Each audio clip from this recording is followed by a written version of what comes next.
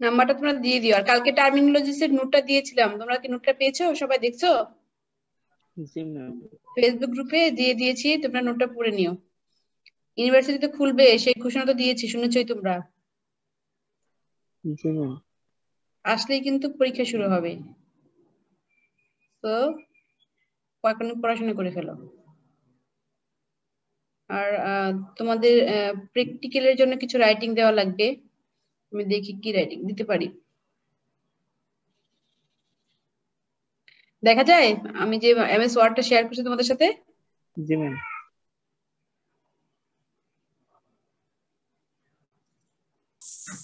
জি ma'am, দেখা যাচ্ছে।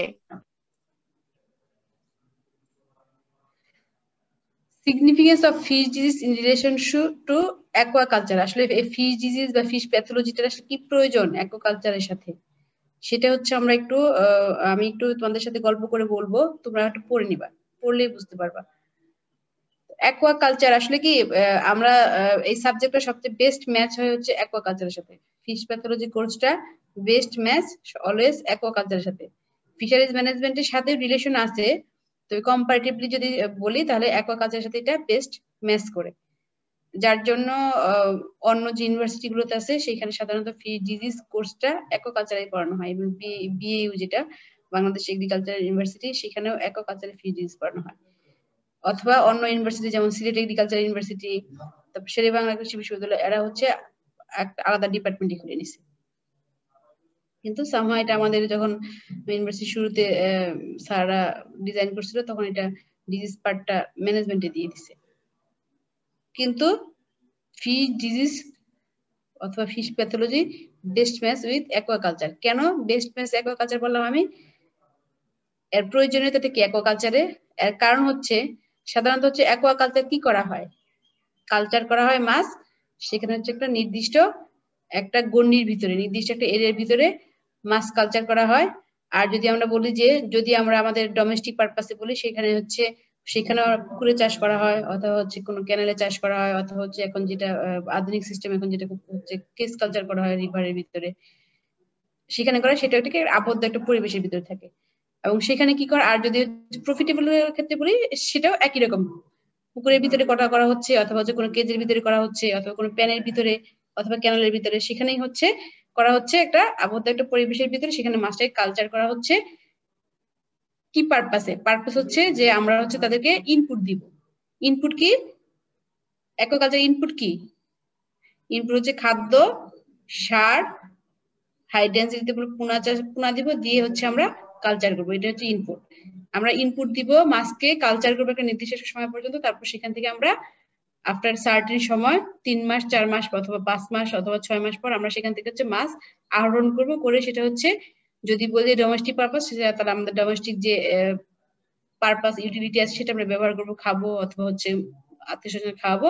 আর business purpose হলে সেটা কি করবো, আমরা আমরা বাজারে নিয়ে বিক্রি করব, যেটা অন্য কিনে নিয়ে খাবে। এটা হচ্ছে অ্যাকোয়াকালচারের মাছ চাষ সিস্টেম।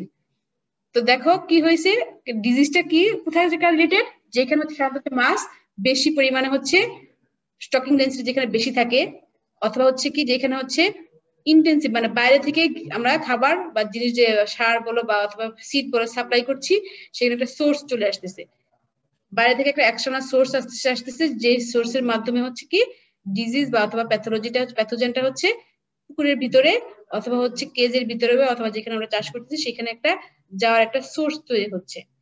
বেশি ইম্পর্টেন্ট হচ্ছে মাছটাকে আমরা হাইলি ডেন্সিটিতে আমরা চাষ করতেছি, যেটাকে বলা হচ্ছে হয় ইন্টেন্সিভ অথবা সেমি ইন্টেন্সিভ অথবা হচ্ছে এক্সটেন্সিভ।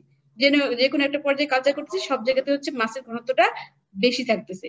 তাতে কি হয়, মাছের ডেন্সিটি বেশি থাকলে সেখানে হচ্ছে ডিজিজের একটা স্ট্রেস তৈরি হয়। কিরকম স্ট্রেস তৈরি হয়, সেখানে কি হয়, মাছ যখন বেশি থাকবে, ইভেন আমরা হিউম্যান যদি বলি একটা ঘরের মধ্যে যদি একজন মানুষ থাকে শীত লাগবে, দুজন মানুষ ছিল কম্পারেটিভলি শীত কম লাগবে, কিন্তু সেখানে 10 জন মানুষ যদি ঢুকিয়ে দেয় কেমন হিট কেমন হবে, কি পরিমাণ কার্বন ডাইঅক্সাইড সেখান থেকে বের হবে, প্রত্যেকটা মানুষের বডি থেকে কেমন টেম্পারেচার বের হবে, সেখানকার টেম্পারেচার বলো বা সেখানকার পরিবেশটাই কিন্তু দূষিত হয়ে যায়। তো মাছ যখন আমরা হাই ডেন্সিটি চাষ করি কি হয়, সেখানকার এনভায়রনমেন্টাল কন্ডিশনটা চেঞ্জ হয়ে যায়, একটা একটা দূষিত পর্যায়ে চলে যায়, ওয়াটার কোয়ালিটি নষ্ট হয়ে যায়। আরেকটা যেটা হয় হচ্ছে এক মাস থেকে আরেক মাসের কন্টাক্টে আসার পসিবিলিটি হচ্ছে অনেক বেশি থাকে, যার জন্য যদি একটা মাছের ডিজিজ হয় দেখা যাচ্ছে খুব মুহূর্তের মধ্যেই পুরো পুকুরের মধ্যে ছড়ায় যাওয়ার একটা পসিবিলিটি থাকে। যার জন্য হচ্ছে এটা এই অ্যাকুয়াকালচারে হচ্ছে ফিশ ডিজিজ বা fish pathology very very important একটা সাবজেক্ট। মাছ চাষ করতে গেলে এই জিনিসটা মাথায় রাখতে হয় যে আমি কতটুকু ডেন্সিটি দিলে মাছকে আমি কোনো ডুকটুক হলে বা কোনো প্রবলেম হলে আমি সেটা কন্ট্রোল করতে পারবো। যদি আমি কম্পেয়ার টু অ্যাকুয়াকালচারের সাথে তুলনা করি, ফিশারিজ ম্যানেজমেন্ট বা আমরা যে সাবজেক্টে পড়ি, আমরা ওপেন ওয়াটারের ক্ষেত্রে বলি, ন্যাচারাল যেটা বলি ন্যাচারাল অথবা ওয়ার্ল্ড স্টক ফিশের ক্ষেত্রে যদি বলি, সেখানে কিন্তু সেখানেও মাছের ডিজিজ হয় কিন্তু অতটা গুরুত্ব বহন করে না।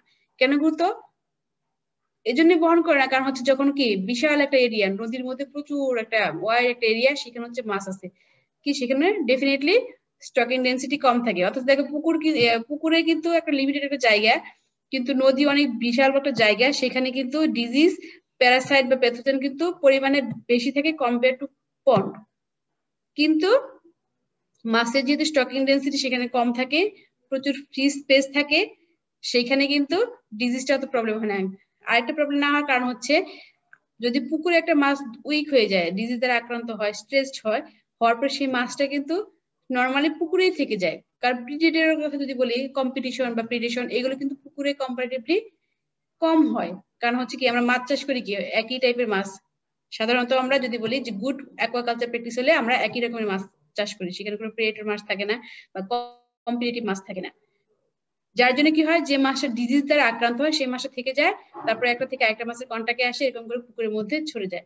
But in case of wild culture অথবা ন্যাচারাল পপুলেশনের ক্ষেত্রে দেখা যাচ্ছে যে মাছটাতে ডিজিজ দ্বারা আক্রান্ত হচ্ছে সেই মাছটাকে কি করতেছে, দুর্বল হয়ে যাচ্ছে। দুর্বল হয়ে যাওয়ার পরে কি প্রচুর পরিমাণ প্রিডেটর নদীর মধ্যে অথবা হচ্ছে ওপেন ওয়াটার যে ক্যানাল, যে ওপেন সাগরে বলি বা কোস্টাল এলাকায় বলি, সেখানে কি ওপেন সোর্সে প্রচুর পরিমাণ প্রিডেটর থাকে।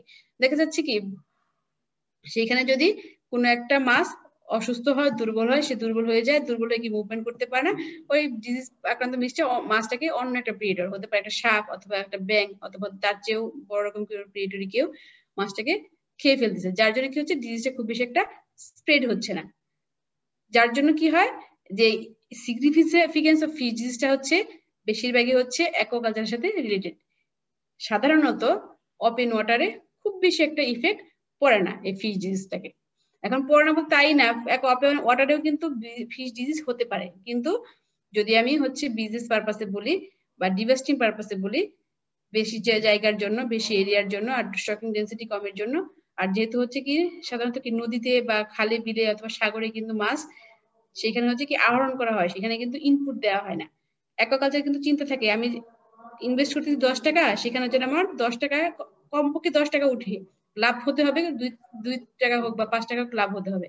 কিন্তু ন্যাচারাল ক্ষেত্রে কি হয়, ন্যাচারাল ওয়াটার বডিতে সেখানে কোনো ইনভেস্টমেন্ট, শুধু মাছ ধরার ক্ষেত্রে ইনভেস্টমেন্ট, সেখানে কিন্তু খাবার দেওয়া হয়নি, সার দেওয়া হয়নি। সো ওইখান থেকে আমি যতটুকু মাছ ধরতেছি পুরোটাই আমার লাভ, যার জন্য অতটা গুরুত্ব বহন করতেছে না। মাছ যদি মরেও যায় ন্যাচারে, মানুষের জন্য, হিউম্যানের জন্য গুরুত্ব বহন করে না। কিন্তু যদি অ্যাকুয়াকালচারে মাছের মরক লেগে যায়, এটা কিন্তু ভেরি ভেরি ইম্পর্টেন্ট গুরুত্ব পালন করে। সো সিগনিফিকেন্স অফ ফিশ ডিজিজটা সাধারণত হচ্ছে অ্যাকুয়াকালচার। কি ধরনের, আমি যা বললাম এই কথাগুলো এখানে লেখা আছে, তোমরা একটু পড়ে নিলেই বুঝবা। আমার মনে হয় আমার পড়ার দরকার নেই। ঠিক আছে? Okay ma'am. এখানে তোমরা যদি দেখো তাই লেখা আছে ডিজিজ না become primary constraint to aquaculture growth and addressing health question, যেটা আমি বলতেছিলাম যে অ্যাকুয়াকালচারের জন্য গুরুত্ব বহন করে। Fish disease is substantial source of monetary loss to aquaculturist. বিশাল বড় একটা লসের একটা কারণ হচ্ছে এই ফিশ ডিজিজ। কারণ একবার ফিশ ডিজিজ হয়ে গেলে সেটা হচ্ছে মাছের মরক তো আছে, সেই সাথে অনেক সময় ডিজিজ আক্রান্ত ফিশ ঘা হয়ে যায়, ঘা আক্রান্ত মাছ আমরা খেতে চাই না, মার্কেট ভ্যালু কমে যায়, সেটা ইকোনমিক্যালি লস হয়। Production costs are increased by fish disease outbreaks because of the investment lost in dead fish. যেটা বলতেছিলাম প্রোডাকশন কস্ট বেড়ে যায় এই ডিজিজ আউটব্রেকের ফলে, যেটা হচ্ছে কি ইনভেস্টমেন্টের লস হয় due to dead fish. Cost of treatment, যদি আমরা সেটাকে ট্রিটমেন্ট করতে চাই সেখানে একটা কস্ট যোগ হয়। এন্ড ডিক্রিজ গ্রোথ ডিউরিং কনভালসেন্স, মানে হচ্ছে ডিজিজ আক্রান্তের সময় হচ্ছে মাছের গ্রোথও কমে যায়।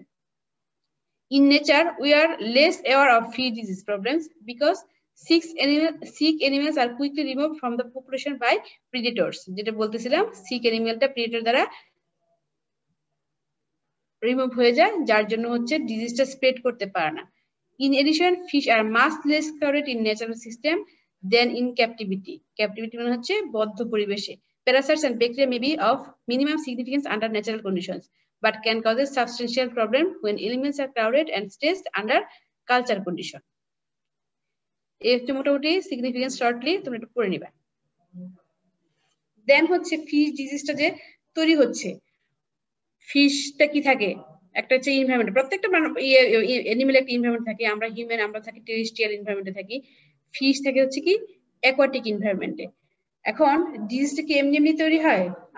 আমার আশেপাশে অসংখ্য ডিজিজ অসংখ্য প্যাথোজেন ঘুরে বেড়াচ্ছে, কিন্তু সেই প্যাথোজেন আমি কিন্তু সব প্যাথোজেন দ্বারা আক্রান্ত হচ্ছি না, কখনো কখনো কোনো প্যাথোজেন দ্বারা আক্রান্ত হয়ে যাচ্ছে, ডিজিজ তৈরি হচ্ছে। এর কারণ হচ্ছে কিছু এনভায়রনমেন্টাল ফ্যাক্টর থাকে। আমি হোস্ট, হিউম্যান একটা আমি হোস্ট, আমার হোস্টের ভিতরে আমার ভিতরে কিছু বিষয় আছে, কিছু ইমিউনিটি রিলেটেড কিছু বিষয় আছে, সেগুলো এখানে ইনভলভমেন্ট। আর সেই ক্ষেত্রে প্যাথোজেনটা কতটা শক্তিশালী, প্যাথোজেনের ভিরুলেন্স পাওয়ার, প্যাথোজেন যেটা তারা ডিজিজ তৈরি করে যে পাওয়ারটা সেগুলো হচ্ছে ভিরুলেন্স পাওয়ার, সেই ভিরুলেন্স পাওয়ারটা প্যাথোজেনের কতটা আছে এগুলোর উপর কিন্তু নির্ভর করে হচ্ছে আমার ডিজিজ হবে কি হবে না, আমি সেই প্যাথোজেন দ্বারা আক্রান্ত হয়ে আমার রোগটা তৈরি হবে কি হবে না। প্যাথোজেন যে আমাকে কিন্তু আক্রান্ত করছে না তা কিন্তু না, প্যাথোজেন কিন্তু আমাকে আক্রান্ত করছে, কিন্তু আমার ডিজিজ সবসময় হচ্ছে না। এর কারণ কি, আমার বডির ভিতরে একটা ইমিউনিটি আছে, সেই প্যাথোজেনটাকে ইনগালফ করে ফেলতেছে, আমার ইমিউনিটি দ্বারা ইনগালফ করে ফেলতেছে, যার জন্য কিন্তু ডিজিজ তৈরি করতেছে না। কিন্তু কোন কেজে অথবা কোন সিচুয়েশনে ডিজিজ তৈরি হবে তার কিছু এক্সপ্লেনেশন আছে। ফিশ যেহেতু অ্যাকোয়াটিক এনভায়রনমেন্টে থাকে, ঠিক একই রকম হিউম্যানের জন্মের মতোই টেরেস্ট্রিয়াল এনভায়রনমেন্টের মতোই একটা এনভায়রনমেন্ট আছে। ফিশের এনভায়রনমেন্ট হচ্ছে ওয়াটারের যে কোয়ালিটি আছে বা আশেপাশে সোর্স থাকে সেটা হচ্ছে এনভায়রনমেন্ট। প্যাথোজেন হচ্ছে বিভিন্ন রকম প্যাথোজেন আছে, কি ব্যাকটেরিয়া, ভাইরাস, ফাঙ্গাস অথবা প্যারাসাইট, বিভিন্ন রকম প্যাথোজেন আছে। আর হোস্ট হচ্ছে ফিশ নিজে একটা হোস্ট। এই তিনটার একটা ইন্টারেকশন আছে, এই একটা ইন্টারেকশনের মাধ্যমে ডিজিজটা তৈরি হয়। সেই ইন্টারেকশনটা কিভাবে হয় আমি একটু তোমাদেরকে কিছু ডায়াগ্রামের মাধ্যমে দেখাচ্ছি। এই ডায়াগ্রামটা হচ্ছে, এটাকে বলা হচ্ছে হোস্ট প্যাথোজেন আর environmental interaction to disease development. কি হয়, হোস্ট আমি বলছি যে অ্যাকোয়াকালচারের ক্ষেত্রে হোস্ট কি হতে পারে, ফিশ, অ্যাকোয়াটিক অ্যানিমেল হচ্ছে হোস্ট, প্যাথোজেন যে ব্যাকটেরিয়া, ভাইরাস অথবা ফাঙ্গাস অথবা প্যারাসাইট, এবং হচ্ছে এনভায়রনমেন্ট। এই তিনটার ইন্টারেকশনের ফলে যখন হচ্ছে আমাদের হোস্টের যে সবকিছু মিলিয়ে যখন হোস্টের যখন ইমিউনিটি ফল করে, তখন হচ্ছে প্যাথোজেন সুইটেবল থাকে, এনভায়রনমেন্ট হচ্ছে নট ফেভারেবল থাকে, তখন হচ্ছে ডিজিজ তৈরি হয়। এই তিনটা ট্রায়াঙ্গলের ভিতরে যে সম্পর্কটা স্থাপন হয় সেটা হচ্ছে ডিজিজ। এখন এই ডিজিজটা কখন হবে সেটা কিন্তু একটা রিলেশনশিপ আছে, একটা এটা বলে স্নেজেস্কোস ডিজিজ ডেভেলপমেন্ট ইকুয়েশন। একটা সায়েন্টিস্ট আছে, ওনার নাম হচ্ছে স্নেজেস্কো, উনি একটা ইকুয়েশন দিয়েছে যে কোন সিচুয়েশনে এই তিনটা হোস্ট প্যাথোজেন এবং এনভায়রনমেন্টাল ইন্টারেকশনের মধ্যে ডিজিজটা কখন তৈরি হবে সেটার একটা ইকুয়েশন আছে। সেই ইকুয়েশনটা বলে স্নেজেস্কোস ইকুয়েশন বলে। এখানে কি আসছে, হোস্ট, যেটা মুখে বলে ফেলাম, what is host. Host aquatic অ্যানিমেলে কি কি হোস্ট থাকে তোমরা জানো। প্যাথোজেন সেটা বলে ফেলেছি আমি, বায়োলজিক্যাল এজেন্ট, কেমিক্যাল টক্সিকেন্টও থাকতে পারে। প্যাথোজেন কিন্তু সবসময় যে ব্যাকটেরিয়া, ভাইরাস হবে তা না, অনেক সময় কেমিক্যালের অথবা হচ্ছে কোনো আলগাল ব্লোম অথবা এই ধরনের কোনো বায়োলজিক্যাল এজেন্টের দ্বারাও কিন্তু ডিজিজ হতে পারে। দেন হচ্ছে এনভায়রনমেন্ট বলতে কি বোঝাচ্ছে, ওয়াটার বডি অথবা হচ্ছে ওয়াটার বডি এনভায়রনমেন্ট বলতে মূলত হচ্ছে পানির যে ওয়াটারের যে ফিজিকো কেমিক্যাল প্যারামিটারস গুলো সেগুলো কি সাধারণত হচ্ছে এনভায়রনমেন্ট বলা হচ্ছে। সেখানে হচ্ছে কি হতে পারে, পিএইচ, স্যালাইনিটি, টেম্পারেচার, ডিসঅক্সিজেশন, আরো so on. Even water quality, water বডির যে তোমার শেপটা, সাইজ, শেপ, এটাও কিন্তু একটা এনভায়রনমেন্টাল কন্ডিশনের ভিতরে পড়ে। দেন এই হচ্ছে, এখন এই তিনটা যখন কি হবে, হোস্ট, প্যাথোজেন এবং এনভায়রনমেন্ট যখন স্ট্রেস কন্ডিশন তৈরি হবে, এই এনভায়রনমেন্ট এবং প্যাথোজেন যখন হোস্টের ভিতরে স্ট্রেস কন্ডিশন তৈরি হবে, তখন স্ট্রেস কন্ডিশন তৈরি হওয়ার পরে যে আউটব্রেকটা হবে বা যে ইফেক্টটা হবে সেটাকে বলা হচ্ছে ডিজিজ। এই তিনটা যখন এক জায়গায় হবে একটা এনভায়রনমেন্টে, কিন্তু ডিজিজ তৈরি হতে গেলে এই তিনটা জিনিস, হোস্ট, প্যাথোজেন এবং হচ্ছে এনভায়রনমেন্ট, তিনটা জিনিসের কিন্তু উপস্থিত থাকতে হবে। মনে করো একটা জায়গাতে আমি একদম স্টেরিলাইজ করেছি, স্টেরিলাইজ করে সেখানে শুধুমাত্র মাছ রাখছি, মাছ আছে, মাছকে বাঁচার জন্য পানি দিতে হবে, পানি আছে, কিন্তু সেখানে প্যাথোজেন নাই। যেহেতু আমি স্টেরিলাইজ করেছি সেখানে প্যাথোজেন আছে, তাহলে কি সেখানে ডিজিজ তৈরি হবে? কি মনে হয় তোমাদের? না ম্যাম। হবে না। আবার কোথাও কি আছে পেথোজেন রাখছি, আবার হচ্ছে মাছও রাখছি, কিন্তু সেখানে হচ্ছে এনভায়রনমেন্ট দিলাম না, পানি দিলাম না, অথবা হচ্ছে অন্য কোনো নিউট্রিয়েন্ট দিলাম না, সেখানেও কিন্তু ডিজিজ তৈরি হবে না। ডিজিজ তৈরি করতে গেলে এই তিনটা জিনিসই ওই একটা এরিয়াতে, নির্দিষ্ট একটা এলাকাতে প্রেজেন্ট থাকতে হবে। একটা হোস্টও থাকতে হবে, একটা পেথোজেনও থাকতে হবে, এবং একটা এনভায়রনমেন্ট তৈরি হবে থাকবে, এবং তিনটা থাকার পর তিনটার মধ্যে একটা ইন্টারেকশনও হবে। বুঝতে পারছো? এবং তিনটা সুইটেবল জায়গায় ইন্টারেকশন হবে। আবার এই দেখো, আমরা কিন্তু হিউম্যান, আমরা কিন্তু পানিতে নামলেই কিন্তু আমাদের ডিজিজ হবে না, কারণ হচ্ছে আমাদের সুইটেবল যে পেথোজেন আমাদের অ্যাটাক করতে পারবে, সেই পেথোজেনটা পানির মধ্যে থাকবে, তবেই আমাদের ডিজিজ হবে, নাহলে কিন্তু আমাদের ডিজিজ হবে না। তিনটাই সুইটেবল কন্ডিশনে, সুইটেবল জায়গায় থাকতে হবে। যখন স্ট্রেস ক্রিয়েট করবে, তখন হচ্ছে এই তিনটার ইন্টারাকশনের মাধ্যমে ডিজিজ প্রডিউস হবে। এখন এই ডিজিজ প্রডিউসিং এর যে ইকুয়েশনটার কথা বলতেছিলাম, একটা ইকুয়েশন আছে কখন ডিজিজ তৈরি হবে। এই ইকুয়েশনটা এটাকে বলা হচ্ছে স্নেজিস্ক, একটা সায়েন্টিস্ট, তার নামকরণে সে এটা দিয়েছে, এবং এটার নাম অনুযায়ী ইকুয়েশনটা হচ্ছে H into A plus A square equal to D। তোমরা কি ইকুয়েশন দেখতে পাচ্ছ? দেখা যায়? জি ম্যাম। জি এই ইকুয়েশনটার সমন্বয়ে হচ্ছে ডিজিজ তৈরি হয়। এখানে H হচ্ছে হোস্ট, A হচ্ছে ইটিওলজিক্যাল এজেন্টস। ইটিওলজিক্যাল এজেন্টস কি? ইটিওলজিক্যাল এজেন্টস বলতে বোঝাচ্ছে যে positive agent. Positive agent, yes, positive agents. S হচ্ছে এনভায়রনমেন্টাল ফ্যাক্টরস আর স্ট্রেস, এনভায়রনমেন্টাল যে ফ্যাক্টরগুলো থাকে সেগুলো হচ্ছে এস দ্বারা প্রকাশ হচ্ছে। আর যখন এই তিনটার কম্বিনেশন যা কি তৈরি হচ্ছে, ডিজিজ তৈরি হচ্ছে। যখন এই তিনটার সমান হবে, এটা কি এই মনে করো 5টা হোস্ট আছে, কিছু ইটিওলজিক্যাল এজেন্ট আছে, সেগুলোকে যদি না নিউমেরিক্যালি প্রকাশ করা হয়, দেন এনভায়রনমেন্টাল ফ্যাক্টরসকে যদি নিউমেরিক্যালি প্রকাশ করা হয়, এটার সমান, যখন দুইটা সমান হবে তখনই ডিজিজটা এক্সপ্রেস করবে। এখন ডিজিজ কিভাবে তৈরি হয়? সাধারণত হচ্ছে এই তিনটা জিনিস কখন একসাথে হয়ে ডিজিজ তৈরি করতে পারে, সেটা হচ্ছে তিনটা স্টেজের মাধ্যমে সাধারণত হচ্ছে ডিজিজ তৈরি হয়। তিনটা স্টেজ কি? একটা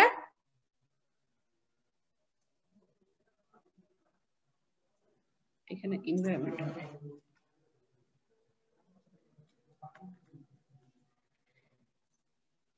যখন একটা নির্দিষ্ট এরিয়াতে বা একটা পুকুরে হচ্ছে মাছ আছে, পেথোজেন আছে এবং এনভায়রনমেন্ট আছে, তিনটা জিনিসই প্রেজেন্ট আছে, তখন কি হবে? এই তিনটা জিনিসের মধ্যে একটা ইন্টারাকশন হচ্ছে, তাদের মাছের সার্ভাইভের জন্য, পেথোজেনের সার্ভাইভের জন্য, আর এনভায়রনমেন্টের ফাংশনই হচ্ছে এনিমেলকে সার্ভাইভ করতে দেওয়ার জন্য বা অর্গানিজমকে সার্ভাইভ করতে দেওয়ার জন্য। তিনটা জিনিস একটা পুকুরের ভিতরে আছে, থাকার পরে কি হচ্ছে, একসময় হচ্ছে স্ট্রেস কন্ডিশন তৈরি হলো। স্ট্রেস কন্ডিশন কি তৈরি বলতে কি বোঝাচ্ছে?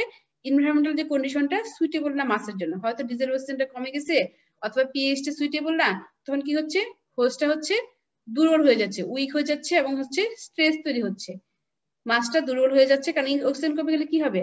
আমাদের ক্ষেত্রে একই অবস্থা, যদি অক্সিজেন কমে যায় আমরা দুর্বল হয়ে যাব। মাছটা দুর্বল হয়ে যাচ্ছে, এবং হচ্ছে মাছের ভিতরে স্ট্রেস কন্ডিশন তৈরি হচ্ছে। মাছ যখন দুর্বল হবে, স্টেজ 1 কি হলো, উইক হয়ে গেল এবং দুর্বল হয়ে, তখনও কিন্তু ডিজিজ তৈরি হয় নাই, দুর্বল হয়েছে। আমি দুর্বল হলে তার ডিজিজ হলো না। দুর্বল হওয়াতে কি হলো, আমার যে ইমিউনিটি আছে, বডির যে একটা ন্যাচারাল ইমিউনিটি আছে সৃষ্টিকর্তা প্রদত্ত, সেই ইমিউনিটিটা কিন্তু দুর্বল হয়ে গেল। আমি তখন খুব মুভ করতে পারছি না, আমি দৌড়াদৌড়ি করতে পারছি না, আমি এক জায়গায় লাগিয়ে শুয়ে পড়ে আছি, খেতে পারছি না। তখন আমার বডির ভিতরে যে ইমিউনিটিটা তৈরি হয় কি দিয়ে? কতগুলো অ্যান্টিবডি দিয়ে তৈরি হয়, এবং অ্যান্টিবডি গুলো কি সাধারণত হচ্ছে প্রোটিন দ্বারা তৈরি হয়। এজন্য কি বলা হয়, বেশি বেশি মানুষ দুর্বল হলে বেশি বেশি খেতে বলে, এবং হচ্ছে নিউট্রিয়েন্ট সমৃদ্ধ খাবার খেতে বলে, ডিম খেতে বলে, দুধ খেতে বলে। কেন বলে? ডিম, দুধ এগুলো হচ্ছে প্রোটিনের সোর্স। এই প্রোটিনটা যদি আমরা বডির ভিতরে ইনটেক করি, সেই প্রোটিন থেকে হচ্ছে আমাদের ইমিউনিটি তৈরি হবে। ভাত খেলে কিন্তু বডির ইমিউনিটি বাড়ে না, আলু খেলে বডির ইমিউনিটি বাড়ে না, এগুলো তো শুধু শক্তি দেয় কিন্তু ইমিউনিটি বাড়ে না, ফ্যাটি বানায়। এর কারণ হচ্ছে ইমিউনিটি হচ্ছে একটা অ্যান্টিবডি, এবং এই ইমিউনিটি তৈরি করতে গেলে প্রোটিনের প্রয়োজন হয়। তারপর কি হলো, মাছটা উইক হয়ে গেল এবং স্ট্রেস হয়ে গেল, তখন কি ইমিউনিটি ফল করলো। যখন ইমিউনিটি ফল করলো, তখন আমি স্টেজ 1 বলতেছি, এখানে ফল করার পরে কি হলো, আমি যখন দুর্বল হয়ে গেলাম, তখন পেথোজেন তো সারাক্ষণই গুতাচ্ছে ঢোকার জন্য, ভাইরাস, ব্যাকটেরিয়া বলো বা যে ধরনের পেথোজেন এনভায়রনমেন্ট আছে কিনা, সেই পেথোজেন সারাক্ষণই গুতাচ্ছে বডিতে ঢোকার জন্য। কিন্তু ওই সময় যখন আমি উইক হয়ে গেলাম, তখন আমার ইমিউনিটি কিন্তু নাই। সহজে কি করলো, পেথোজেনটা বডিতে ঢুকে গেল, ঢুকে যেহেতু আমার ইমিউনিটি কাজ করছে না, দুর্বল হয়ে গেছে, তখন নিজে বাসা বেঁধে ফেললো বডির ভিতরে একটা নির্দিষ্ট অর্গানে যে বা যে কোনো জায়গায় যে, অথবা হচ্ছে সিস্টেমিক ইনফেকশনের ক্ষেত্রে ব্লাডের যে, সে সেখানে কি বাসা বেঁধে ফেললো। বাসা বেঁধে কি করলো, বডি থেকে আমার নিউট্রিয়েন্ট নিতে শুরু করলো, এবং হচ্ছে নিজেদেরকে প্রলিফারেশন মানে মাল্টিপ্লিকেশন করা শুরু করলো, এবং একটা পর্যায়ে যে এটা হচ্ছে ইনফেকশন আকারে সেটা দেখা দিল। তখন কি হলো, উইক হলো এবং স্ট্রেস হলো এবং ইনফেকশন হলো, এবং এই ইনফেকশনটা তখন কি হবে, বাড়তে থাকবে। বাড়তে বাড়তে বাড়তে বাড়তে একসময় কি হবে, শুরুতে যখন ইনফেকশন হবে তখন কিন্তু আমরা বুঝতে পারবো না, ইভেন হয়তো খারাপ লাগলেও আমরা বুঝতে পারবো না কেন খারাপ লাগছে। কিন্তু যখন এটা সিমটম, সাইন এবং সিমটম আকারে ইনফেকশনটা বেড়ে গিয়ে সাইন এবং সিমটম আকারে প্রকাশ পাবে, তখন আমরা ওটাকে বলবো হচ্ছে ডিজিজ হয়েছে। এখন তোমাদের কি বোঝাতে পারছি এই ডিজিজ প্রডিউসিং এর তিনটা কি কি ধাপে ডিজিজটা তৈরি হয়? জি ম্যাম। এখন তোমাদের যদি পরীক্ষার মধ্যে আমি লিখতে বলি, আমি তোমাদেরকে স্টেজ তিনটা লিখে দিইনি, কিন্তু তোমাদের পরীক্ষা যদি আমি লিখতে বলি ডিজিজ প্রডিউসিং এর ধাপগুলো কিভাবে বর্ণনা করো, তোমরা কি লিখতে পারবা কিনা, নিজেদের ভাষায় লিখতে পারবা? তিনটা জি ম্যাম। স্টেজে ডিজিজ তৈরি হয়, এই স্টেজ তিনটা যদি ডিসক্রাইব করতে পারি তোমরা পারবে কিনা ম্যাম আরেকটু সংক্ষেপে একবার বলে বলো। দিলে ভালো হইতো। সংক্ষেপে হচ্ছে কি, একটা এরিয়াতে, নির্দিষ্ট একটা এরিয়াতে হোস্ট, পেথোজেন এবং এনভায়রনমেন্ট, তিনটা জিনিসকেই প্রেজেন্ট থাকতে হবে। তিনটা যখন প্রেজেন্ট থাকবে তখন কি হবে, এদের মধ্যে একটা ইন্টারঅ্যাকশন হবে। এই ইন্টারঅ্যাকশনের ফলে কি হবে, এনভায়রনমেন্টাল কন্ডিশনটা যখন সুইটেবল থাকবে না, মানে আনসুইটেবল হয়ে যাবে, তখন কি হবে, ফিশটা দুর্বল হয়ে যাবে। হোস্ট, এখানে ফিশ হচ্ছে হোস্ট, হোস্টটা হচ্ছে উইক হয়ে যাবে। উইক হলে কি হয়, ইমিউনিটি ফল করবে, আর ইমিউনিটি যখন ফল করবে হোস্ট উইক হয়ে যাবে এবং স্ট্রেস অবস্থায় ইমিউনিটি ফল করবে, এটাকে বলা হচ্ছে স্টেজ 1। মাছ কিন্তু দুর্বল হয়েছে, মাছের কিন্তু ডিজিজ হয় নাই, তখন মাছ দুর্বল হয়েছে। আমি যদি এই সময় ধরতে পারি, একজন অ্যাকোয়াকালচার যদি বুঝতে পারে যে এনভায়রনমেন্টাল কন্ডিশনটা সুইটেবল না, মাছটা দুর্বল হয়ে যাচ্ছে, তখন ওই সময় যদি তুমি রিমেডি নিতে পারো, তাহলে কিন্তু মাছ আর সামনে ইনফেকশন বা ডিজিজ হবে না, ওইখানেই রিকভার করে ফেলবে। আর আমি যখন বুঝতে পারলাম না, অ্যাকোয়াকালচার বুঝতে পারলো না যে মাছ দুর্বল হয়ে গেছে, স্ট্রেস কন্ডিশনে আছে, তখন কি হবে, ইমিউনিটি ফল করছে, পেথোজেন ভাইরাস ব্যাকটেরিয়া যে এনভায়রনমেন্টে ছিল সেটা হচ্ছে সহজেই মাছকে, হোস্টকে অ্যাটাক করবে। অ্যাটাক করলে কি হবে, যেহেতু ইমিউনিটি নাই, সে ওইখানে বাসা বাঁধবে, মানে হচ্ছে সে হোস্টের যে বেনিফিট আছে, উইকের বেনিফিট নিয়ে সে সেখানে হচ্ছে মাল্টিপ্লিকেশন করবে, নিজেদেরকে এস্টাবলিশ করবে। এস্টাবলিশ করতে যে কি করবে, হোস্টের যে রিসোর্স আছে, হোস্টের যে ফ্লুইড আছে, বডির নিউট্রিয়েন্ট আছে, সেগুলো খাবে, খেয়ে কি করবে, একটা ইনফেকশন তৈরি করবে। এই ইনফেকশন তৈরি করাটাকে বলা হচ্ছে স্টেজ 2, 2 নাম্বার থাকবে। ইনফেকশন তৈরি করার সময়টাকে আমি বলতেছি না যেটা ডিজিজ হয়েছে, ইনফেকশন হয়েছে কোথাও, হয়তো ক্ষত হয়েছে, ঘা হয়েছে, কিন্তু তখনও ডিজিজ তৈরি হয় নাই। ইনফেকশন হয়েছে, আমার হয়তো ব্যথা করছে কোথাও, আমি বুঝতেছি না কেন। যখন এই ইনফেকশনটা বাড়তে থাকবে, গ্রাজুয়ালি এটা বাড়তে থাকবে, কারণ হচ্ছে তখনও অ্যাকোয়াকালচারিস্ট বুঝতে পারে না যে ট্রিটমেন্ট করা দরকার বা এনভায়রনমেন্টাল কন্ডিশনটাকে সুইটেবল করা দরকার, তখন ইনফেকশন বাড়তেই থাকবে। বাড়তে বাড়তে বাড়তে যখন সিমটম, সাইন এবং সিমটম আকারে প্রকাশ পাবে, তখন আমি বলবো হচ্ছে এটা হচ্ছে ফিশির ডিজিজ হয়েছে। কারণ সাইন সিমটম থেকে বলতে পারবো যে এটা কি ডিজিজ হয়েছে, ব্যাকটেরিয়াল ডিজিজ হয়েছে না ভাইরাল ডিজিজ হয়েছে না ফাঙ্গাল ডিজিজ হয়েছে, তখন আমি বলতে পারবো। আবার ব্যাকটেরিয়াল ডিজিজের মধ্যে কোন ধরনের ব্যাকটেরিয়া ডিজিজ তৈরি করছে সেটা আমি বলতে পারবো, কারণ আমরা জানি যে কলামনারিজ ব্যাকটেরিয়া একরকম ডিজিজ হয়, তারপর হচ্ছে স্ট্রেপ্টোককাস একরকম ডিজিজ হয়, অথবা ভাইরাল ডিজিজের ক্ষেত্রে বলে ভাইরাল ডিজিজ হচ্ছে একরকম ডিজিজ হয়, ফাঙ্গাসের ক্ষেত্রে বলবো যে একরকম সিমটম হয়, তখন বলতে পারবো যে ডিজিজ হয়েছে, হয়তো এই ডিজিজটা হয়েছে। আর ডায়াগনোসিস যদি করতে হয় তাহলে তো কনফার্মই হওয়া যাবে যে হ্যাঁ এই ডিজিজটাই হয়েছে। তার 3 নাম্বার স্টেজে যায় হচ্ছে ডিজিজ হয়। আর এখানে প্রত্যেকটা স্টেজ, যদি স্টেজ 1 এর পরে যদি তুমি সেখানে হচ্ছে ওয়াটার কোয়ালিটি অথবা যে কাজের কারণে হচ্ছে ফিশ দুর্বল হয়েছে সেটা যদি রিমেডি করে ফেলো অথবা হচ্ছে প্রিভেন্টিভ মেজার নাও, তাহলে কিন্তু ডিজিজ হবে না। ইভেন ইনফেকশন স্টেজে চলে গেছে, সেখানে যদি ইনফেকশন ভালো করার জন্য তুমি ট্রিটমেন্ট করো, তাহলেও কিন্তু ডিজিজ হবে না। যখন তুমি বুঝতে পারতেছো না, তখন এনভায়রনমেন্টাল কন্ডিশনটা আনসুইটেবল ছিল, একে একে গ্রাজুয়ালি যে ডিজিজ তৈরি হচ্ছে। ঠিক আছে, আমার জি। মনে হয় পারবা, এটা না পারার কিছু নাই। আমি যদি পরীক্ষায় কোশ্চেন দেই, এটা তোমরা কিন্তু লিখবা নিজেদের ভাষায়, তাহলে আমি বুঝতে পারবো তোমরা বুঝছো কি বুঝছো না। এই হচ্ছে মোটামুটি যা আমি পড়াইছি, এখানে এগুলোই লেখা আছে। তাহলে হোস্ট, পেথোজেন এবং এনভায়রনমেন্টের ভিতরে কিভাবে ইন্টারঅ্যাকশনের মাধ্যমে ডিজিজ তৈরি হয়, এই জায়গাটুকু ক্লিয়ার হচ্ছে কিনা সেটা আগে বলো। জি ম্যাম। জি ম্যাম। এই সার্কেলটার মাধ্যমে, 3টা সার্কেলের ইন্টারঅ্যাকশনে যেটা তৈরি হয়, যে ইফেক্ট তৈরি হয়, সেটাই হচ্ছে ডিজিজ বলি আমরা। কি দেন হোস্ট কি, পেথোজেন কি, এনভায়রনমেন্ট কি, এটা তোমরা বুঝো। ইকুয়েশনটা আমি বলছি, এটাও খুব সহজে বলা হয়েছে। দেন হচ্ছে 3টা স্টেজের মাধ্যমে ডিজিজ তৈরি হয়। এই হচ্ছে হোস্ট, পেথোজেন এবং এনভায়রনমেন্টের ইন্টারঅ্যাকশন ফর ডিজিজ প্রডিউসিং। ঠিক আছে, আমি কি সামনে যাব? আরেকটু সামনে যাই। এখন rule of water quality on fish disease. Water quality কি? একটা হচ্ছে environmental factor, one of the important environmental factor for fish. এখন হচ্ছে ফিশের, আমরা হিউম্যান কি টেরেস্ট্রিয়াল এনিম্যাল, ফিশ কোন ধরনের এনিম্যাল কি বলতে পারবা? ফিশকে কি ধরনের এনিম্যাল বলা হয়? অ্যাকোয়াটিক। Aquatic animal. আর আর আর কি বলা হয়?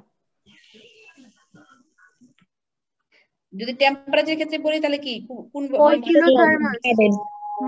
হচ্ছে পয়কিলোথার্মিক। আর হিউম্যান কোন কোন animal? Human cold blooded.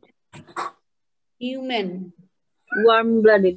Worm worm blooded animal. হ্যাঁ, আর ফিশকে বলা হচ্ছে পয়কিলোথার্মিক এনিম্যাল। ওয়াটারের ভিতরে থাকে এই জন্য এদেরকে বলা হচ্ছে পয়কিলোথার্মিক এনিম্যাল। তার মানে হচ্ছে যেহেতু পয়কিলোথার্মিক, ফিশের এনভায়রনমেন্ট হচ্ছে ওয়াটার, অ্যাকোয়াটিক এনভায়রনমেন্টে ওরা বসবাস করবে, এছাড়া ওরা বাঁচবে না। আর মানুষ অথবা হচ্ছে গরু ছাগল যাই বলি না কেন, আমরা হচ্ছে টেরেস্ট্রিয়াল এনিম্যাল। টেরেস্ট্রিয়াল এনিম্যাল আমরা হচ্ছে ওয়ার্ম ব্লাডেড এনিম্যাল, আমাদের হচ্ছে ডাঙায় থাকি, আমরা ডাঙাতে আমাদের বসবাস। এখন ফিশ, আমরা যদি প্রথম যদি আমি বলি টেরেস্ট্রিয়াল হিউম্যানের ক্ষেত্রে বলি, তাহলে কি হয়? আমাদের এনভায়রনমেন্ট হচ্ছে আমাদের সারাউন্ডিং কি, আমাদেরকে যদি ডিজেল বক্স নিয়ে দেওয়া হয়, ছেড়ে দেওয়া হয়, আমরা কি অক্সিজেন সেখান থেকে নিতে পারবো? আমরা পারবো না। আমাদের হচ্ছে গ্যাসীয় অবস্থা অক্সিজেন লাগবে। টেরেস্ট্রিয়াল এনিম্যালের ক্ষেত্রে গ্যাসীয় অক্সিজেন লাগবে ফর রেসপিরেশন, বাট অ্যাকোয়াটিক এনিম্যালের জন্য লাগবে কি ডিজেল অক্সিজেন, পানির মধ্যে যেটা হচ্ছে ডিজেল আছে সেটা লাগবে ওদেরকে না। আমাদের এখানে গ্যাসিয়াস অক্সিজেনের মধ্যে ছেড়ে দিলে ওরা বাঁচতে পারবে না। ঠিক এরকমই আমাদের টেম্পারেচার হচ্ছে হাই লাগবে, কম্পারেটিভলি একটু বেশি টেম্পারেচার লাগবে বসবাস করার জন্য। কিন্তু মাছের জন্য টেম্পারেচার সাধারণত টেরেস্ট্রিয়াল এনিম্যালের চেয়ে একটু কম লাগে, যেহেতু ওয়াটারের টেম্পারেচার কম থাকে। ঠিক এরকম প্রত্যেকটা উপাদানই, ওয়াটারের ভিতরে ক্যালসিয়াম থাকে, ওয়াটারের ভিতরে সালফার থাকে, ওয়াটারের ভিতরে হচ্ছে কি অন্যান্য যে নিউট্রিয়েন্ট পিএইচ থাকে, সবগুলা কন্ডিশনে হচ্ছে একটা নির্দিষ্ট মাত্রায় সুইটেবল লেভেলে থাকতে হবে। যদি সুইটেবল লেভেলে না থাকে তবেই হচ্ছে কিন্তু ফিশের ডিজিজ তৈরি হবে। সাধারণত যে ওয়াটার কোয়ালিটির ক্ষেত্রে যদি আমি বলি যে কি ধরনের ওয়াটার কোয়ালিটি সাধারণত মেনটেন করা হয়, কোল্ড ওয়াটার ফিশের ক্ষেত্রে একরকম, আবার হচ্ছে ওয়ার্ম ওয়াটার ফিশের ক্ষেত্রে একরকম। পিএইচ বলো, টেম্পারেচার বলো, পিএইচ সাধারণত হচ্ছে টেম্পারেচার কি হয় আমাদের, আমরা যারা হচ্ছে টেম্পারেট, আমাদের কি বলা হয়, আমরা যারা ওই কি বলবো, টেম্পারেচার ভিত্তি করে কন্টিনেন্টকে কয় ভাগে ভাগ করা হয়েছে? টেম্পারেট আর একটা কি, আমরা কোন এলাকায়? ট্রপিক্যাল, টেম্পারেট আর একটা কি সাবট্রপিক্যাল। সাবট্রপিক্যাল, যেখানে হচ্ছে নাতিশীতোষ্ণ। আমরা কোন এলাকায়? সাবট্রপিক্যাল। আমরা হচ্ছে সাবট্রপিক্যাল, আমাদের এখানে শীত গরম দুইটার মিডিয়াম। আর ট্রপিক্যাল কোনগুলো, কোন কোন দেশগুলো, কোন কন্টিনেন্ট গুলো? মধ্যপ্রাচ্যের দেশগুলো। হট ওয়াটার যেদিকে, হট ওয়াটার টেম্পারেচার যেদিকে সেদিকে। আর হচ্ছে টেম্পারেট বলা হয় সাধারণত ইউরোপিয়ান দেশগুলা অথবা আমেরিকান দেশগুলো, যেখানে হচ্ছে টেম্পারেচার কম থাকে সেগুলো হচ্ছে টেম্পারেট। তো কোল্ড ওয়াটার সাধারণত হচ্ছে টেম্পারেট এরিয়াকে কোল্ড ওয়াটার ফিশ বা কোল্ড ওয়াটার এরিয়া বলে, আর ওয়ার্ম ওয়াটার বলে সাধারণত হচ্ছে সাবট্রপিক্যাল অথবা ট্রপিক্যাল এরিয়াগুলোকে বলা হচ্ছে ওয়ার্ম ওয়াটার। তো কোল্ড ওয়াটারের জন্য একরকম আর হচ্ছে ওয়ার্ম ওয়াটারের জন্য একরকম। তো কিছু কিছু জিনিস আবার দুই জায়গাতেই সমান সমান, যেমন হচ্ছে পিএইচ এর কথা বলো অথবা হচ্ছে ডিজেল অক্সিজেনের ক্ষেত্রে বলো, এগুলো অলমোস্ট সেম সেম। সাধারণত হচ্ছে টেম্পারেচারটাই বেশি ফ্লাকচুয়েট করে এই কন্টিনেন্ট টু কন্টিনেন্ট, বাট অন্যান্য যে কেমিক্যাল উপাদান almost similar. Oxygen, pH, ammonia, calcium, carbon dioxide, hydrogen sulphur যা বলে না কেন, যা আদার্স যে কি একটা পানির যে এগুলো কি বলা হয়, যে জিঙ্ক, ফসফরাস, নাইট্রেট, এগুলো কি বলা হয়? এগুলো হচ্ছে মাইক্রো নিউট্রিয়েন্ট বলা, সরি মাইক্রো কেমিক্যাল বলা হয়। এগুলো হচ্ছে ওয়াটারের ভিতরে হচ্ছে মিশে থাকে। এগুলোকে মিনারেলও বলে, জিঙ্ক, ফসফরাস এগুলোকে কিন্তু মিনারেলও বলে। এই প্রত্যেকটা জিনিসের একটা সুইটেবল একটা রেঞ্জ থাকতে হবে, এই রেঞ্জের ভিতরে হলে সুইটেবল ডিজিজ হবে না, সাধারণত হয় না। আর এর যদি কমে যায় অথবা বেড়ে যায় তখন কি হয়, তখন স্ট্রেস কন্ডিশন তৈরি হয়। ওই সময়টা হচ্ছে স্ট্রেস কন্ডিশন তৈরি হয়। স্ট্রেস কন্ডিশন তৈরি হলে তখন হচ্ছে ফিশ সহজেই ডিজিজ দ্বারা আক্রান্ত হবে। এখানে শুধু বলা হচ্ছে ওয়াটার কোয়ালিটি একটা প্যারামিটার। ওয়াটার কোয়ালিটি গুলো সাধারণত হচ্ছে কেমিক্যাল যে প্যারামিটার হয়। কয় ধরনের প্যারামিটার আছে? ফিজিক্যাল কেমিক্যাল প্যারামিটার কয় রকমের আছে? ফিজিক্যাল কেমিক্যাল প্যারামিটার ওয়াটারের কত রকমের আছে বলতে পারো? কে বলতে পারবা? কত রকমের আছে? সাধারণত হচ্ছে 3 রকমের থাকে: physical parameter, chemical parameter, biological parameter. Physical parameter কোনগুলো? একজন বলো ফিজিক্যাল প্যারামিটার কি? ওয়াটারের যে 3 রকম প্যারামিটার থাকে, ফিজিক্যাল, কেমিক্যাল, বায়োলজিক্যাল। আরেকটা থাকে মেটেরোলজিক্যাল, এটাও বলা হয়। তো মেটেরোলজিক্যাল অনেক সময় এটা মানে বাদ পড়ে যায়, ফিজিক্যাল, কেমিক্যাল, বায়োলজিক্যাল ওয়াটার এটা ধরে, কিন্তু মেটেরোলজিক্যাল প্যারামিটারও একটা প্যারামিটার। ফিজিক্যাল প্যারামিটার কোনগুলা? ফিজিক্যাল প্যারামিটার কে বলবা? তোমাদের ফিজিক্যাল, কেমিক্যাল, ইমিউনোলজি পড়ো নাই তোমরা? Light, temperature, temperature, turbidity. হ্যাঁ, এগুলো হচ্ছে ফিজিক্যাল প্যারামিটার। আর কেমিক্যাল প্যারামিটার আরেকজন বলো, যারা বলছো তাদেরকে দেখে অনেকজন বলো। হ্যাঁ, অক্সিজেন। টিএস, হ্যাঁ, এগুলো হচ্ছে কেমিক্যাল প্যারামিটার। বায়োলজিক্যাল প্যারামিটার কোনগুলো? প্যারাসাইট, প্রিডেটর, প্ল্যাঙ্কটন, ফাইটোপ্ল্যাঙ্কটন, জু প্ল্যাঙ্কটন, এগুলো হচ্ছে ওয়াটার কোয়ালিটির একটা প্যারামিটার। আর মেটেরোলজিক্যাল প্যারামিটার কোনগুলো আবার? এটা এটা তোমাদের মনে হয় তোমাদের পড়ায় নেই, তারপরে বলো দেখি তোমাদের সেন্স থেকে। হ্যাঁ, বলো বলো। থান্ডার, স্নোফল এগুলো কি বলা হয়, মানে জলবায়ুগত? না না না, জলবায়ুগত কি কোনটাকে বলা হচ্ছে? এটা হচ্ছে তোমার ওয়াটার বডির যে শেপ, সাইজ, গভীরতা, এইগুলোকে বলা হচ্ছে মেটেরোলজিক্যাল প্যারামিটার। একটা ওয়াটার বডির যে একটা সাইজ থাকবে, একটা গভীরতা থাকবে, তারপরে কি হচ্ছে তার একটা ডেপথ থাকবে, এগুলো হচ্ছে মেটেরোলজিক্যাল প্যারামিটার। যাক, তাহলে ওয়াটার কোয়ালিটি প্যারামিটার তাহলে বুঝতে পারছো। কোল্ড ওয়াটারের জন্য একরকম থাকবে, ওয়ার্ম ওয়াটারের জন্য থাকবে। সাধারণত টেম্পারেচারটাই বেশিরভাগ ভেরি করে। এছাড়া অলমোস্ট অন্যান্য প্যারামিটার প্রায় সিমিলারিটি থাকে, খুব বেশি একটা ভেরিয়েশন করে না।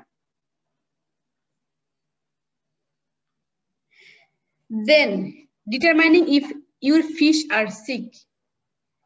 ফিশ অসুস্থ না সুস্থ সেটা কিভাবে ডিটারমাইন করবা?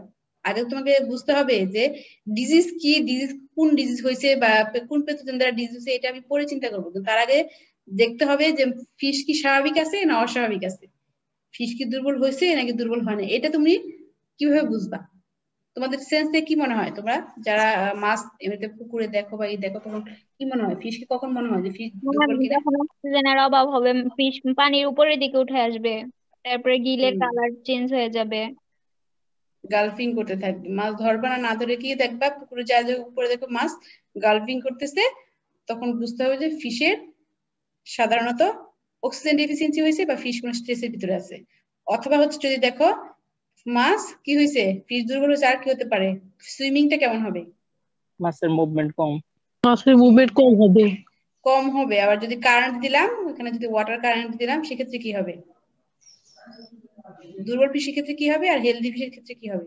মনে করো যে পুকুরের ভিতরে আমি পানি সাপ্লাই করতেছি, পানিটাতে একমুখী প্রবেশ করতে মানে প্রবাহিত হচ্ছে, সেক্ষেত্রে হেলদি ফিশের ক্ষেত্রে কি হবে আর উইক ফিশের ক্ষেত্রে কি হবে? হেলদি ফিশ গুলো ম্যাম ওয়াটার কারেন্টের বিপরীতে চলাচল করবে। আর যদি মাছ দুর্বল হয় ওই কারেন্টের তাহলে বিপরীতে ম্যাডাম যেতে পারবে না। ওয়াটার কারেন্টের সাথে সাথে চলে যাবে, হ্যাঁ, কারেন্টের কারেন্টের সাথে সাথে সাথে সাথে ঘুরতে ঘুরতে চলে যাবে, মুভমেন্ট করতে থাকবে। হ্যাঁ, আর হচ্ছে খাবার দিলে হচ্ছে ফিশ ঠিক মতো খাবে না, এগ্রেসিভলি খাবে না। হেলদি ফিশ কি করবে, কোনো যদি অ্যাকোয়াকালচার পুকুরের মধ্যে কি হয়, মাছ খাবার দিলে কি করে বোঝা যায় না মাছ খাচ্ছে কি না খাচ্ছে? দেখছো জি কখনো তোমরা? জি ম্যাম। হেলদি ফিশ হলে যখন মাছকে খাবার দেওয়া হয়, ইভেন অনেক জায়গাতে আছে এরকম, মাছকে খাবার দেওয়ার আগে কি করে ঘন্টা বাজায়, ঘন্টা বাজালে সেই ঘন্টার শব্দে মাছ এক জায়গায় চলে আসে খেতে, সেখানে খাবার দেওয়া হয়। যদি হেলদি ফিশ হয় এগ্রেসিভলি খাবে, আর যদি মাছ দুর্বল হয়ে যায়, ডিজিজ আক্রান্ত হয়ে যায়, সেই মাছ খাবে না। আর একটা জিনিস হচ্ছে, পুকুরকে যদি তুমি অবজার্ভ করো, দেখবা যে পুকুরে এখানে সেখানে মাছ মরে মরে পড়ে আছে, সেটাও একটা লক্ষণ। আর আরো কিছু লক্ষণ আছে, কিভাবে ফিন ইলুশন দেখতে পাবা মাছকে ধরলে, ইলুশন দেখবা, অথবা হচ্ছে একযোগ থেলমে মানে কি, একযোগ থেলমে মিউকাসক্ষরণ হবে আর সাদা কি, হয়ে যাবে, পিচ্ছিল হয়ে যাবে। হ্যাঁ পিচ্ছিল হয়ে যাবে, একযোগ থেলমে হবে, মানে বিভিন্ন বিভিন্ন ডিজের জন্য বিভিন্ন রকমের সিমটম শো করবে। কিন্তু আর প্রথমে আগে বুঝতে হবে যে মাছটা কি আসলে দুর্বল আছে কিনা, ঠিক আছে, এটাকে বুঝতে হবে। এই প্রাইমারি লক্ষণগুলো দেখে আগে বুঝতে হবে যে হ্যাঁ মাছ দুর্বল আছে। তখন আমাকে চেষ্টা করতে হবে যে ওয়াটার কোয়ালিটি ঠিক আছে কিনা। সবার আগে কি, মাছের যে কোনো ডিজিজের ক্ষেত্রে সবার আগে প্রথম কাজ কি, অ্যাকোয়াকালচারিতে প্রথম কাজ কি থাকে, ট্রিটমেন্ট শুরু করার আগে সবার আগে দেখতে হয় ওয়াটার কোয়ালিটি। ফিশের ক্ষেত্রে সবার আগে দেখতে হয় যে ওয়াটার কোয়ালিটি ঠিক আছে কিনা, ওয়াটার কোয়ালিটি প্যারামিটারগুলো ঠিক আছে কিনা, এটা হচ্ছে ফার্স্ট কাজ। যদি দেখা যাচ্ছে না ওয়াটার কোয়ালিটি ঠিক আছে, তখন যেতে হবে ডায়াগনোসিস, তাহলে কোনো ব্যাকটেরিয়া বা কোনো ভাইরাস বা অন্য কোনো প্যাথোজেন দ্বারা হয়েছে কিনা। এটা হচ্ছে গ্রাজুয়ালি স্টেপ, কিন্তু প্রথম ফার্স্ট কাজ হবে হচ্ছে ওয়াটার কোয়ালিটিটাকে আগে কারেক্ট করতে হবে। কারণ তুমি যতই ট্রিটমেন্ট করো মাছকে, যতই ভালো করার চেষ্টা করো না কেন, ওয়াটার কোয়ালিটি যদি সুইটেবল না হয় সেটা কখনোই হবে না। এই হচ্ছে মোটামুটি আজকের ক্লাস, তোমরা পড়ে নিবা। আমি যতটুকু বলেছি এগুলো এখানেই আছে, যেটুকু বলি নাই মানে লেখা নাই সেটুকু তোমরা নিজেরা নিজেদের ভাষায় লিখবা, ঠিক আছে। নেক্সট ক্লাস হচ্ছে, নেক্সট ক্লাস আমাদের মার্চের 2 তারিখ রবিবার। আমি তো তোমাদের পড়াচ্ছি, তোমরা কিন্তু পড়াটা পড়ে ফেলবা, আমি কিন্তু হুট করে তোমাদের কুইজ নিয়ে নিব একদিন, হুট করে একদিন কুইজ নিয়ে নিব। ম্যাম নোট গুলো দিয়ে দিলে ভালো হতো। হ্যাঁ টার্মিনোলজি গুলো দিয়ে দিয়েছি, এটাও আজকে এখনই দিয়ে দিব, তোমরা পড়ে ফেলবা। তো ঠিক আছে, আজকে ক্লাস এখানে শেষ করি। কারো কোনো কিছু বলার আছে? কে কিছু বলবা আজকের ক্লাস নিয়ে অথবা প্রিভিয়াস ক্লাস নিয়ে?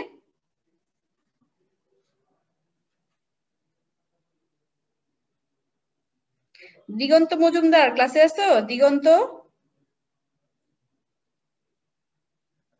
দিগন্ত মজুমদার,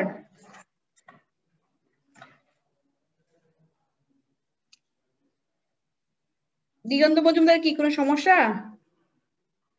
রনি ক্লাসে আছে? রনি বাবু, রনি বাবু, রনি বাবু, আচ্ছা তুমি এই যে খোঁজ নিবা তো দিগন্ত মজুমদার কেন ক্লাসে থাকে না? ঠিক আছে ম্যাম, আমি খোঁজ নিয়ে আপনাকে জানাবো। হ্যাঁ জানাবা, ওর কোনো প্রবলেম আছে কিনা এটা একটু দেখবা, ঠিক আছে। দেন রাকিব হাসান ক্লাসে আছো? রাকিব হাসান 5088। Yes ma'am. গতকালকে ক্লাসে ছিল না কেন? ম্যাম ছিলাম, কিন্তু শেষে কারেন্ট গেছিল তো একদম এমবি ছিল না। মিথিলা আক্তার, মিথিলা, মিথিলা ক্লাসে আছো? মিথিলা, মিথিলা আক্তার 5073 ক্লাসে নাই? মিথিলা আক্তার কি হয়েছে? মুঞ্জিয়া, মুঞ্জিয়া আছো ক্লাসে? মুঞ্জিয়া, মুঞ্জিয়া ক্লাসে নাই? ও তো কিছু শুরুতে ছিল, কোথায় গেল এখন? মনে হয় ডিসকানেক্ট হয়ে গেছে।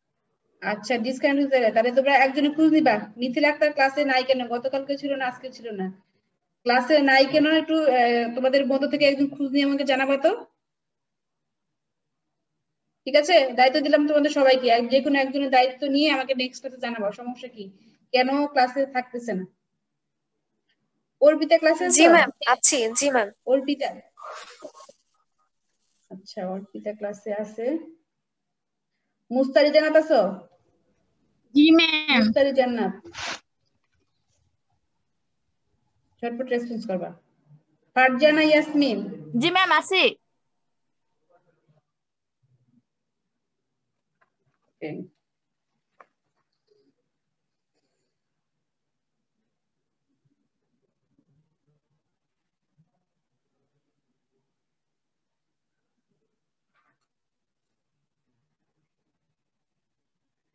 মুসরাত জেবিন ক্লাসে আছো? মুসরাত Jebin, মুসরাত Jebin 511। Yes, ma'am. Yes, ma'am. Anika Tabassum Naushin ক্লাসে আছো? Yes ma'am. ফখরুন্নাহার অর্ণা ক্লাসে এসো অর্ণা? Yes ma'am. গুড। তো রেগুলার ক্লাস করার চেষ্টা করবে। নিশাত রহমান আছো? নিশাত রহমান 5091। Yes ma'am.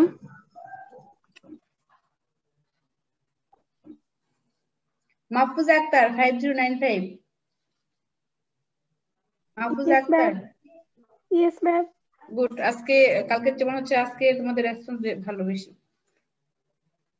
ক্লাসে থাকবা, চেষ্টা করবা, তোমাদের প্রবলেম থাকবেই এর মধ্যে ক্লাসটা করতে হবে, কারণ হচ্ছে তোমাদের ক্লাস না করলে তোমরা অনেক কিছু বুঝতে পারবে না। হয়তো তোমরা নোট পড়তে পারবা, নোট পড়লে সবসময় সবকিছু বোঝা যায় না। আমি অনেক কথা কেন বলতেছি নিশ্চয়ই কোনো কারণ আছে। একটু ক্লাস থাকার চেষ্টা করবা। তা ঠিক আছে, আজকে ক্লাস এখানে শেষ করলাম আমি। ম্যাম আসসালামু আলাইকুম। ওয়ালাইকুম সালাম। আসসালামু আলাইকুম। ওয়ালাইকুম সালাম।